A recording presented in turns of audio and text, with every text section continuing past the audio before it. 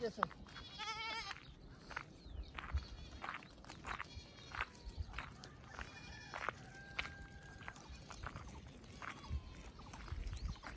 ये मतलब इसके साथ है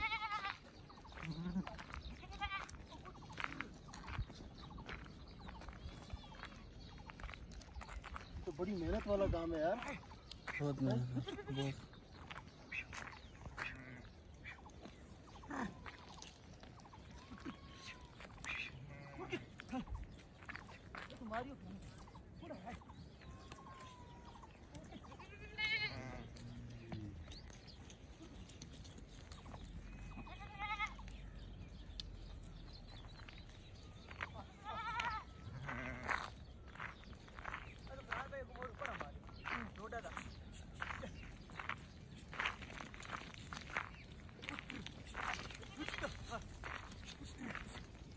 काट मारी भारी मारी ना लोग जो दस्ता